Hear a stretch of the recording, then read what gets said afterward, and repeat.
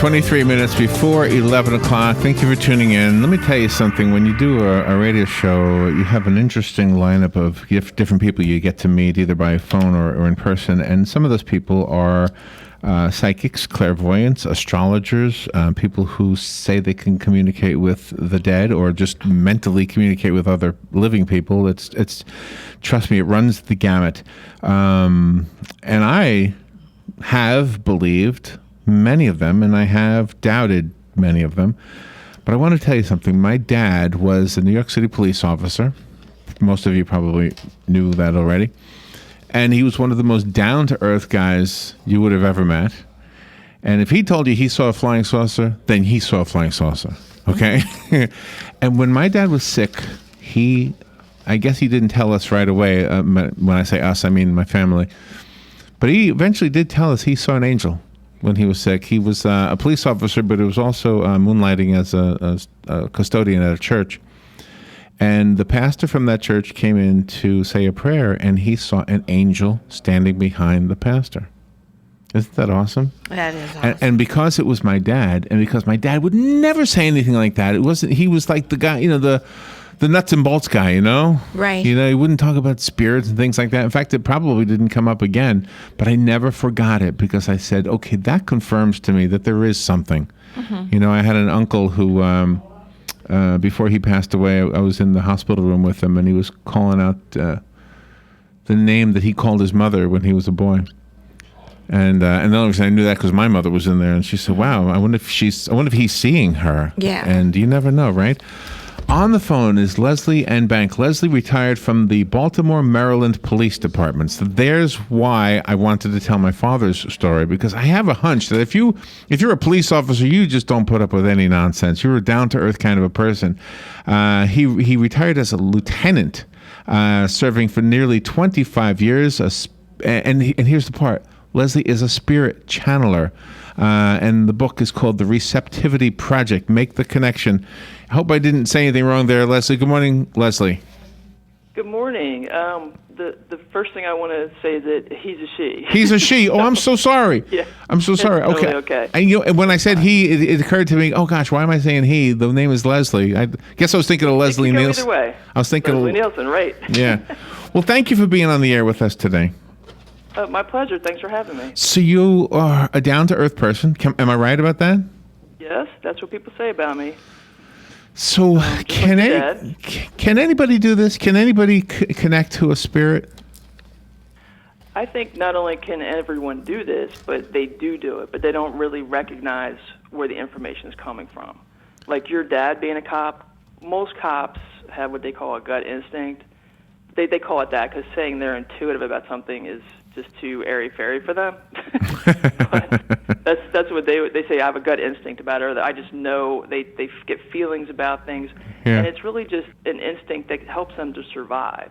Like they get out of their car to confront somebody because they had a call, and they're scanning them. They're scanning their energy unconsciously. They're scanning their movements, and all that's intuition coming in. All those messages are unspoken messages coming into them. So I think the best cops that get the best bus are the most intuitive. Yeah. I think, but they don't know where the information comes from. I think we all have this, quote, gift, but the ones that we see on TV or the ones that do it so easily from birth, I think they do have a natural gift. But we can all receive our own messages. And what I never know how to determine the difference between is somebody like Kreskin, who was on the show a couple of weeks ago, and I don't know if that's an act or if it's real. I don't know. What do you think? I believe you. I was so looking forward to talking to you, by the way, because I have a gut feeling about you. Talking about gut feelings. So what is your gut feeling about somebody who does it like as a show, does a stage act? I don't know the person you're referring to, but there's some good ones and there's some bad ones, just like every profession. So like the medium, the Long Island medium, I like her show. She's legit. That woman has a real calling. But of course, sometimes I've been seated across from a psychic because all psychics see a psychic, by the way, because we can't get everything that we want to get for ourselves. Right. And I've been seated across from a psychic thinking, you don't know what you're talking about. I know more than you do. So some of them are good, and some of them are they're gypsies or they're just trying to make a buck. So, and some of them are very convincing. can I tell you quick, I'm trying to make this real quick. When my dad died, the day after his funeral, I was at work here at the station. Well, we had a different studio at the time, but I was working. I was in the production room, meaning I had access to recording equipment, and I had a call from a publicist, and publicists are the people who connect us with our guests. For example, yours is, who is yours? Oh, Susan Schwartzman. Okay. Susan. Okay. So this publicist called me, and she's trying to pitch a book to me about letters from. She said, "I don't know if you're going to want this. It's kind of out there, but it's called Postcards from Heaven. It's about a guy whose father died, and he feels like he's seeing signs from his father." And I said, "Oh my God, that is like perfect timing because yesterday was my dad's funeral." And she said, "No way." So first of all, there's a coincidence right there. Then she says, "Hold on, there's somebody I want to talk to. I want you to talk to." So she calls up on the conference line or whatever, and she gets this psychic lady on the other line. She never met me. I never met her. There was no time to communicate anything between each other. And I know she's going to start talking to me about my dad. She said so right away. So I hit the record button, and she talked. And I kind of was like in the middle of trying to get her off the phone because, not to be rude, but I had things to do. Later on, I listened to everything she said. And one of the things she said, your father is saying something about Washington. And Washington? Why would he be talking about Washington? And then I remembered he lived on Washington Street. Oh, wow. I know. And it was like, holy cow, I missed an opportunity to maybe communicate with my dad. But maybe that's all he wanted was to communicate to me. Just say, hey, I'm here. I'm okay. Mm-hmm. I would suggest to you that if you go home today and say, Dad, can you just give me a sign that you're around me? You're going to get a sign. For me, I had a book signing at my house, and my mom's picture's on the mantle. I said, hey, I hope you're going to be with me here today. And the picture fell off the mantle a few minutes later. Wow. That's not a coincidence to me. I wasn't even near it. So I'm like, okay, you're going to be here. Great. Wow. Nice. Will I be able to do that when I die? Will I be able to push over my picture when I die? I think some are better at it than others. That's my theory on that. Some can move matter better. I don't think it's something they all can do or even want to do, but some that move matter can do it pretty well. Do you know what's always weird to me? When you hear about, like, Stephen Foster, for example, a songwriter, he died with like 20 cents in his pocket, right? Mm-hmm. But we all know his songs. What did he die and then go to the other side? Oh, let me get my songs out there. Right. I don't know.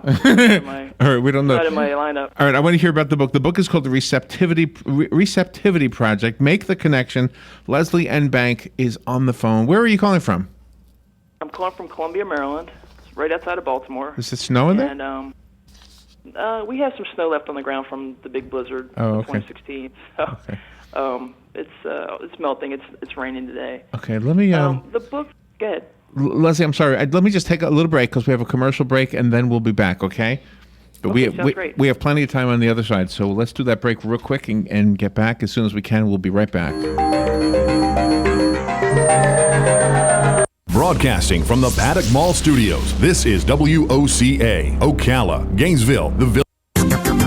The weather is brought to you by myfwc.com. Safe boating is no accident.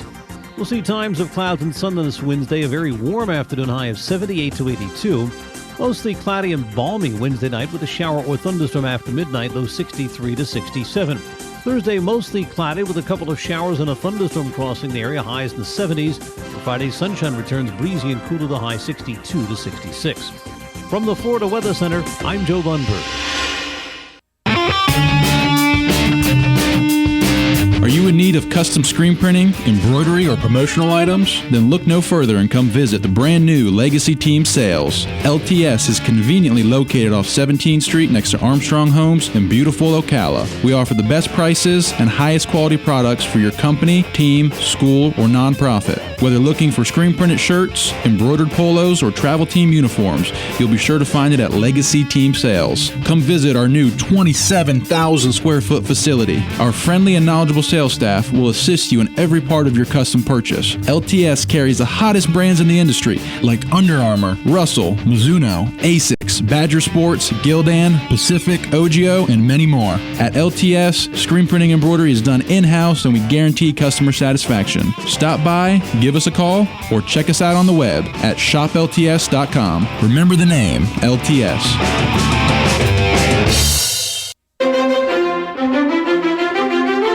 been waiting for a deal on azaleas? Your time has come right now at Bob Wine's Camellia Gardens in Ocala. Take a listen. Bob Wine's Super Buy this week is budded and blooming, ever-blooming azaleas that Bob prices regularly at $6.99. But wait, Bob is slashing the price by a cool $3 a copy. Yes, this week, these beauties are just $3.99 each. And yes, larger sizes are available.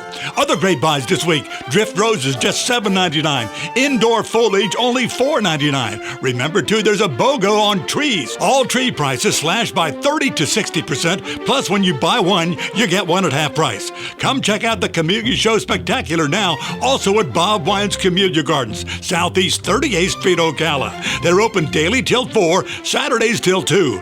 Bob Wine's Camellia Gardens, locally grown, home-owned since 1952. We're saving thousands with Robert Palmer. So rule number one is always shop around. Always shop around. If you're trying to get a mortgage, if you're trying to get the best credit card, if you're looking at student loans, cell phone bills, you name it, rule number one is always shop around. Always shop around. That's rule number one, just one more vital part of fighting back to stop being a financial zombie. Yes, you can take the mystery out of the complicated world of finances. Take charge when it comes to your money. Listen in on The Source, 96.3 FM and 1370 AM, Saturdays at 12:05. All right. Gosh, the commercials don't go quick enough when you want to talk to somebody. All right. Leslie Ann Bank is on the phone. She's the author of the book, The Receptivity Project. Make the connection. Hopefully you heard the first part, so we've established that she's I feel legit. Leslie, do you use your intuition? Let me ask you this about intuition. If when you describe what a police officer sees, if you're looking at body language and tone of voice and movements and things like that, that's a little different than just kind of receiving like in a dream kind of a thing, right? Right. In the waking state, you receive things a little differently. I rarely remember my dreams, so I don't know about.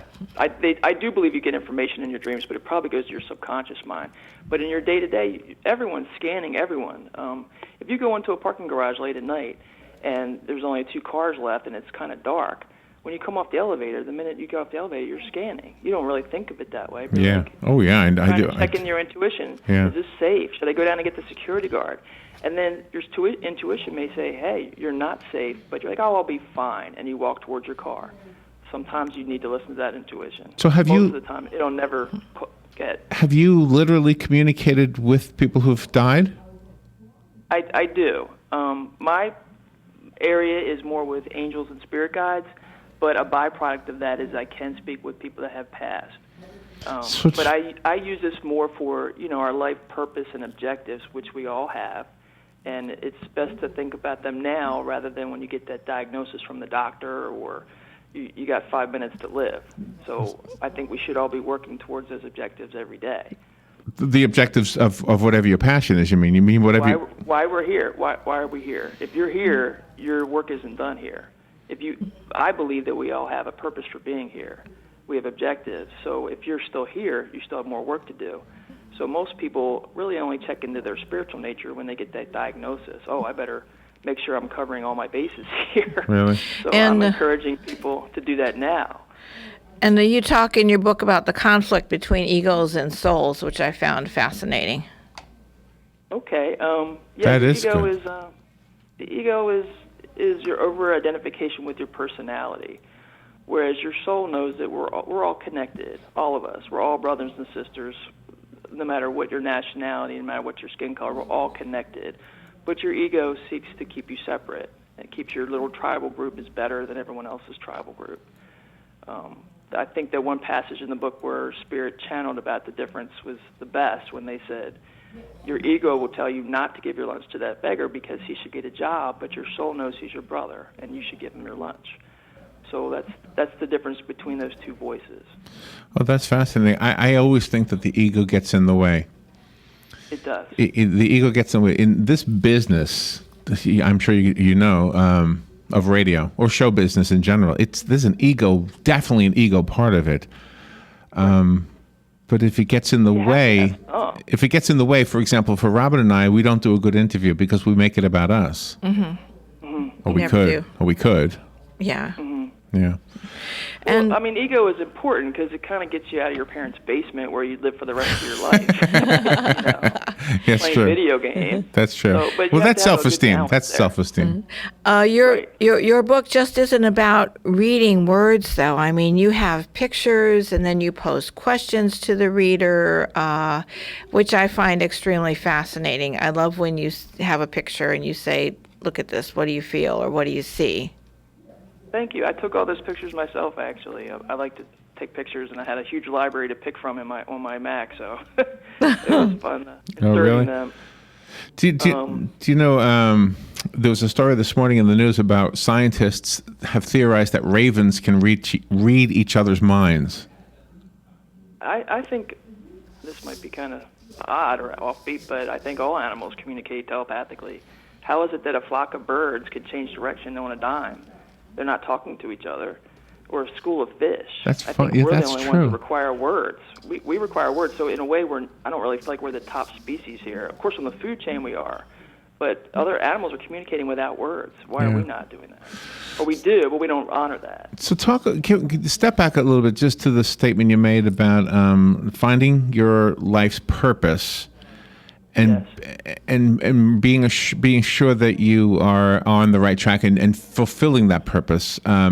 Again, we had an author years ago. He was a rabbi. He was convinced that some of the people he was talking to were, because they weren't all Jewish, some of them were Christian, and they said, I keep having these dreams that I died in the Holocaust, and I came back as a Christian. Do you think this is possible? So he came to the conclusion that maybe people's purposes weren't fulfilled, so God brings them back. And do you think that's possible? I absolutely think that's possible, and one of the books I reference in my book that talks a lot about this is Sacred Contracts by Carolyn Mace, M-Y-S-S, Carolyn Mace. And I agree with her in that before you even come here, you know what your goals are, and then you set up a life that's going to help you meet those goals. And then you know what hasn't worked in the past, and you build in backup plans. You have spirit guides assigned to you to help you meet those goals. You surround yourself with people that you all have contracts with each other to help you meet their goals, and they're going to help you meet your goals. So we're not here just to get the latest BMW or get a promotion. We're here for a much greater meaning. So do they become disappointed in us? I mean, we all do things that we regret. Do they become disappointed in us when we do those things? Like if we don't give our sandwich to the beggar, do they say, "Oh man, you missed an opportunity"? I feel like there will always be another opportunity, but I don't think that we're disappointed. Just doesn't resonate with them. Like that's just not how they love us unconditionally. They're here to support us until our last breath, so they're not disappointed. There's unconditional forgiveness and love for us. That's really the only vibration that they have. That's the only language that they speak. They've told me you should love yourself unconditionally as we love you, no matter what I've done. Yeah, I am so when I do this job, I'm so focused on the person I'm speaking to. I'm so focused on you right now. Not necessarily the way I am the rest of my day. You know, I can be haphazard. My brain goes all over the place. Is it similar to that? Is it like if I wanted to focus on, say, my dad or my mom or somebody who's passed? Is that what I do, or do I put music on, or what do you do? How do you get into that zone? Well, it's, I believe, easier for me because I don't have a lot of energy in my head. Your energy is distributed from top to bottom in a certain way. So my energy is not lopsided, but more concentrated on the bottom half of my body. So the top half, I don't have as much energy. Some people have so much energy in their head, they can't stop their brain from thinking while they're trying to sleep. Their brain is constantly on a loop of thoughts. I don't have a brain like that. I have gaps. I don't know if that makes me less. You should have seen my dream last night. Oh, last night I had some dream. You talk about the spiritual health in your book, and you stress that a person needs to be more positive, because if you're negative about anything, you're not going to be in touch with your spirit guides. Right. In the book, I talk about going to synagogue or church as opposed to having a spiritual life. it's nothing. Going to church is great, and singing songs with people and networking with people that have like theology as you. That's great, but spirituality needs to be woven into your being, into your daily life. So the things that can enhance your spirituality, which I call your spiritual body. In the book, I talk about 3 bodies: your physical body, your mental, emotional body, and your spiritual body. The things that can enhance your spiritual body is having a prayer list and having a gratitude list. So a prayer list is just, for me, 5 people that I pray for before I go to bed. 2 I may know, 3 I may not know. I try and include people that I don't necessarily like. I prayed for ISIS. I don't want to freak anyone out. But I prayed for, like in Baltimore, I prayed for the officers that were indicted, and I prayed for Freddie Gray's family as well. Yeah, right. They both are deserving of prayer. If we're all connected, then there's no one undeserving of prayer. So a prayer list is a really great way, especially people you don't know, to bump it up a little bit. So, I'm guessing it's different for everybody. When you mention church, real quickly, if I walk into a chapel at a hospital, let's say, and it's not really a denominational thing, and there's no pastor, there's no music, it's just got that feel to it or something, it can kind of put me into that, I don't know, more of a prayerful mode, I guess.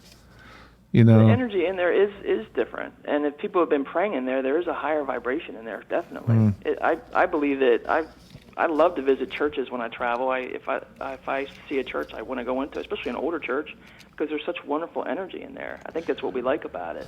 People are praying in there. Yeah, I love this conversation. I love your book, and I don't want to give it away, but guess what? I'm going to do that.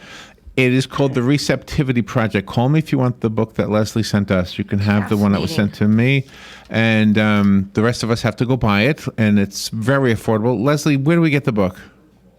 It's on Amazon. Just Google either my name or the book title, and it'll come up.